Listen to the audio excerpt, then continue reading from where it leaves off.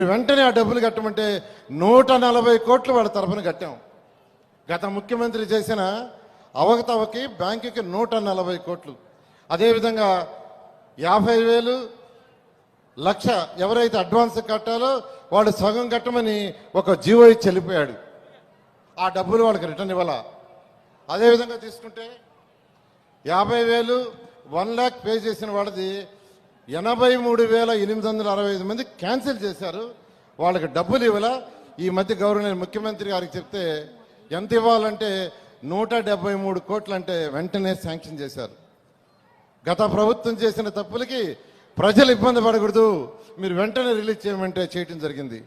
అన్నిటికంటే ముఖ్యంగా గత ప్రభుత్వం చేసిన అవకలతలతో ఆర్థిక వ్యవస్థ చిన్నాభిన్నమైన గౌరవ ముఖ్యమంత్రి గారిని 4,450 కోట్లు ఇస్తే ఈ ప్రాజెక్టు ఈ 2,61,000 కంప్లీట్ చేస్తామంటే వెంటనే శాంక్షన్ చేశారు.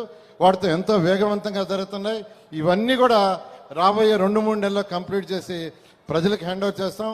అదేవిధంగా రాష్ట్రంలో ఉండే ప్రతి ఒక్కరికి 2029కి ఇల్లు ఇవ్వాలని దిశానిర్దేశం ఇచ్చారు. ఆ విధంగా ఈ మున్సిపల్ శాఖ చేస్తుందని తెలియజేస్తూ ఈ అవకాశం ఇచ్చిన అందరికీ ప్రత్యేకంగా ధన్యవాదాలు. Thank you. ధన్యవాదాలు సార్. అదేవిధంగా మన ప్రియతమ శాసనసభ్యులు గౌరవనీయులు డాక్టర్ నెలవల విజయశ్రీ గారి యొక్క సందేశాన్ని అందించవలసిందిగా అభ్యర్థిస్తున్నాం. సభకు నమస్కారం.